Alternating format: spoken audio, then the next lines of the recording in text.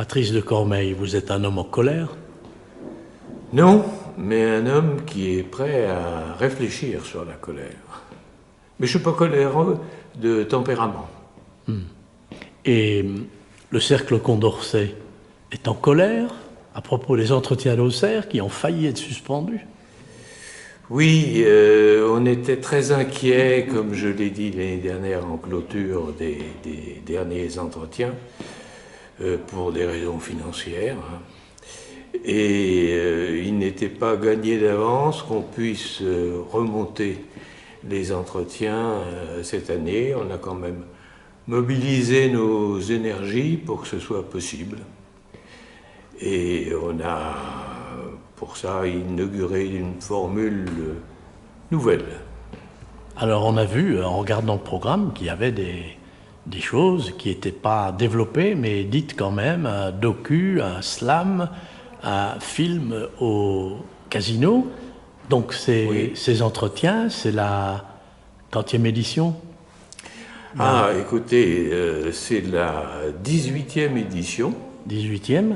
Voilà. Et qui est très riche et qui montre des choses nouvelles. Est-ce que vous pourriez nous en parler? Oui, parce que bon, c'est une forme diversifiée. Bon, on a été amené par la force des choses, pour composer avec des moyens plus limités. On a été amené à renouveler la formule, c'est-à-dire à restreindre la partie très académique, si on peut dire. Et on a été amené à diversifier les approches, y compris sous forme d'animation. Et c'est ce qui vous a étonné et retenu votre attention dans le programme, puisque à côté des interventions qui relèvent de la conférence, enfin de la mini-conférence, à côté de ça, il y a un certain nombre d'animations qui sont faites pour diversifier les approches du thème, qui est le thème de la colère, les diversifier, les illustrer, les animer. Et en fait, il y a 3 grandes animations autour des entretiens eux-mêmes, qui sont une illustration cinématographique qui sera donnée jeudi soir au cinéma CGR Casino à Auxerre, par la projection du film de François Truffaut, La mariée était en noir, très beau film, et qui va illustrer le thème. Donc dès demain soir, jeudi, à 19h30 au cinéma. Il y a par ailleurs le vendredi, que je vous dise pas, oui c'est ça, le vendredi dans la soirée après les communications, il y aura la projection d'un documentaire, un documentaire sur les émeutes dans les cités de banlieue, notamment en 2005 où elles ont été assez chaudes. Et ce documentaire sera commenté par Anne Muxel. J'oubliais de vous dire que la projection de la veille sera présentée et commentée par Laurent Delmas, le chroniqueur de France Inter, qui est bien connu. Qui est venu l'année dernière. Qui est venu l'année dernière, qui est l'un de nos fidèles, et qui est un grand spécialiste du cinéma. Et puis, ici même, le samedi, 3e animation, si on peut dire, sur le conseil du Silex, on va faire venir un slammer qui s'appelle Sidi. Alors, slammer, vous pourriez peut-être préciser, oui, professeur, oui. pour Madame Michu en Puisay. Et les gens de notre génération qui ne sont pas familiers de ces formes d'expression. C'est pas rappeur, c'est slammer. Oui, voilà. Le slam est une déclamation publique d'un poème. Un des grands représentants du slam, c'est Grand Corps Malade, dont beaucoup ont quand même entendu parler, qui déclame des poèmes. Donc on va avoir cette déclamation de poèmes. Sur la colère. Alors oui, en rapport avec une époque emportée souvent par la colère. On va avoir ici même au foyer Donc au foyer, théâtre. là où nous sommes, c'est-à-dire le bar du théâtre. Le bar du théâtre, ce sera samedi midi. Samedi à midi. Avant les conférences, c'est-à-dire en fait, si je me souviens bien, je consulte mes notes, exactement de 14h15 à 14h45. D'accord. Alors, la colère. Pourquoi le comité scientifique a-t-il choisi le thème de la colère?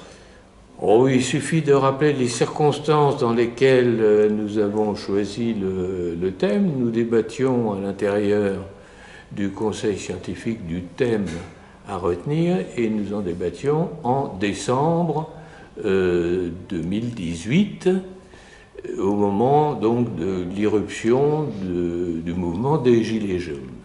Et il est clair que nous étions sensibilisés à ce thème par l'actualité. Nous ne savions pas encore à quel point l'actualité allait illustrer ce thème en multipliant les mouvements de colère aux quatre coins du monde, en fait, hein, du Liban au Chili, de l'Algérie en Guinée récemment, Hong Kong aussi par hasard.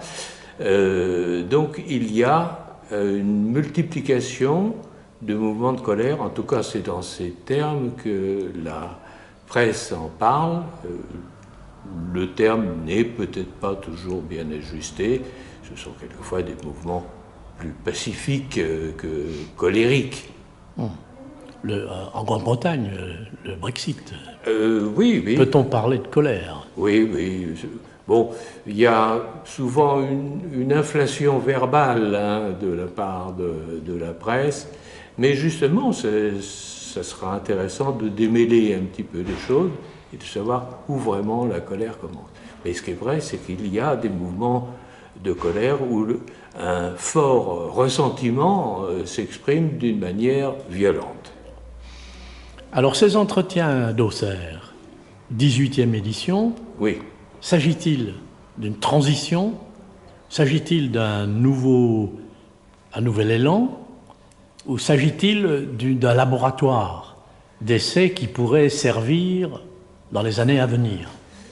Oui, c'est plutôt la troisième option qui est la bonne, puisque c'est une formule que l'on essaye, c'est d'une certaine façon une expérimentation, et il faudra voir si elle donne entière satisfaction, mais qu'on souhaiterait reconduire. C'est-à-dire qu'il n'est pas question pour nous de revenir à la formule ancienne,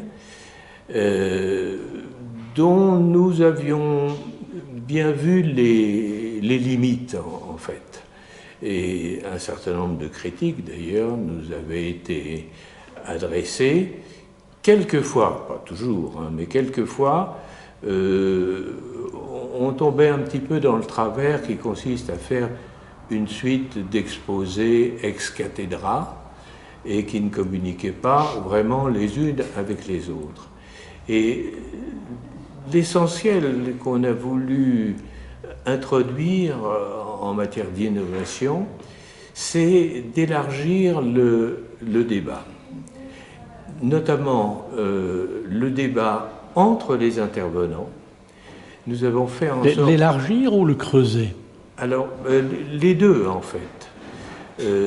Nous avons fait en sorte qu'à l'intérieur d'une table ronde qui traite d'un certain thème, les intervenants aient pris contact préalablement les uns avec les autres pour se coordonner, pour préparer même éventuellement des échanges, pour qu'il y ait entre eux davantage d'échanges qu'il n'y en avait. Et d'autre part, multiplier aussi les échanges entre les intervenants et le public. Il ne faut pas oublier que les entretiens d'Auxerre, ce n'est pas un colloque universitaire, hein, il s'adresse au grand public. Bien sûr, il convoque des gens compétents, des chercheurs, des universitaires, qui sont très instruits des questions dont il nous parle, mais qui savent se mettre à la portée du grand public et qui donnent à nos entretiens un caractère culturel, oui, mais citoyen aussi. On veut être en prise avec le grand public. Il ne faut pas oublier que les entretiens de l'Auxerre sont organisés par le Cercle Condorcet d'Auxerre, mais qui lui-même est affilié à la Ligue de l'enseignement, et que la vocation de la Ligue de l'enseignement, c'est l'éducation populaire. Hein. Nous nous inscrivons dans cette mouvance. Les inscriptions. Ah, les inscriptions. C'est un révélateur. Oui. Alors, est-ce que vous êtes à la veille du début, du coup d'envoi, donc demain soir, jeudi soir, au cinéma Casino CGR, est-ce que vous êtes toujours aussi couru? Alors, je vais vous étonner, mais nous avons d'ores et déjà enregistré plus d'inscriptions que les années précédentes. Les années précédentes qui remplissaient déjà le théâtre. Hein. Beaucoup d'inscriptions se prenaient au dernier moment, à éviter hein, pour la bousculade. Mais il y en a... Et puis aussi, on peut trouver porte close, si c'est plein, si oui, c'est complet. Oui, si c'est complet. Ouais. Mais on peut encore s'inscrire. Oui, on peut encore s'inscrire. On peut le faire auprès d'Agnès Deveau, qui reçoit les inscriptions. C'est indiqué dans les... programmes.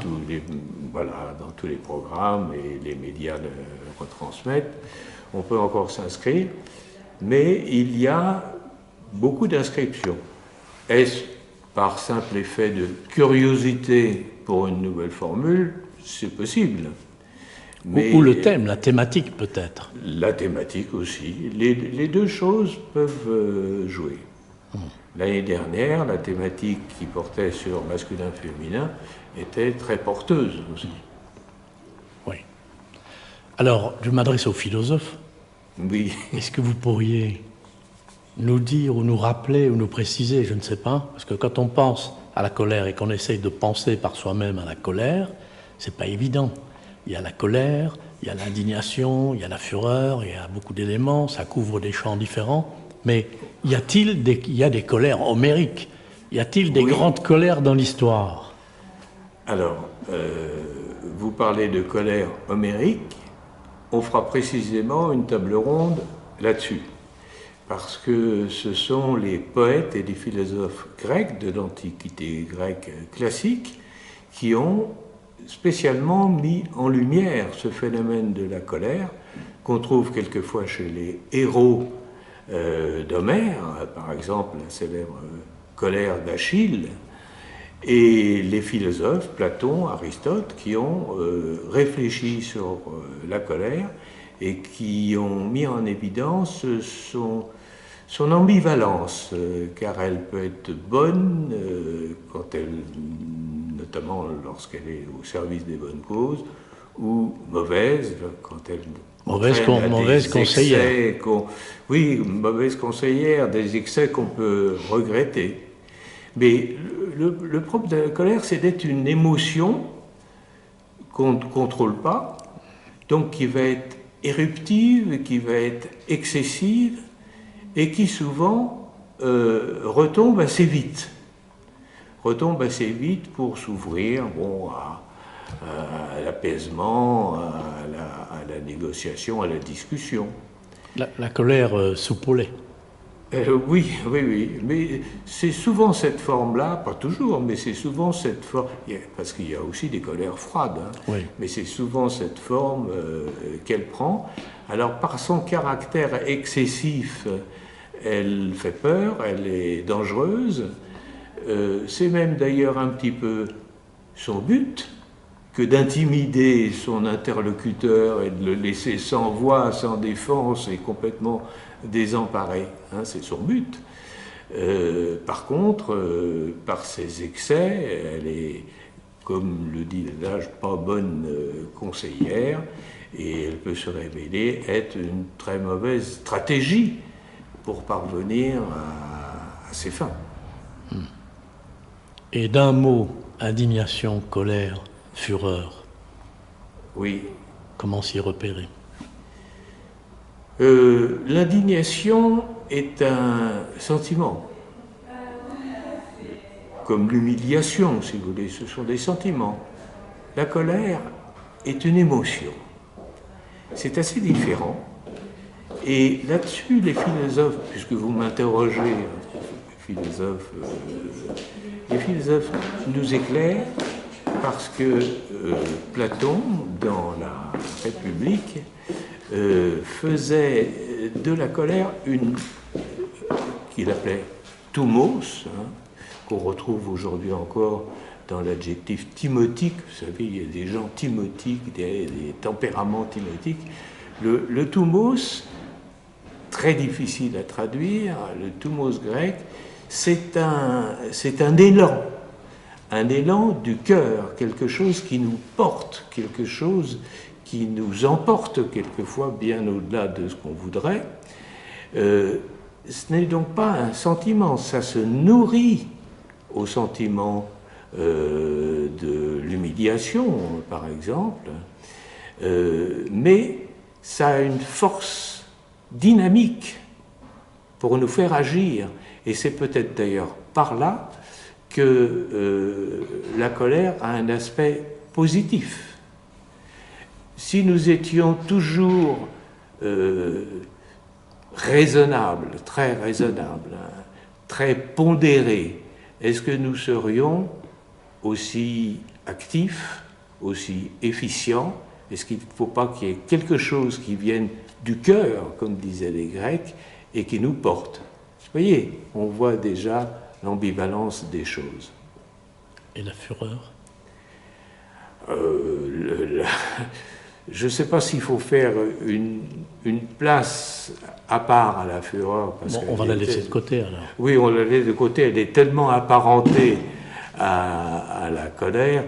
Le terme ira, le terme latin ira, qu'on retrouve dans irascible. Oui. Ou lire. Lire, voilà, lire déjà. Ce terme vaut tout autant pour la colère que pour la fureur.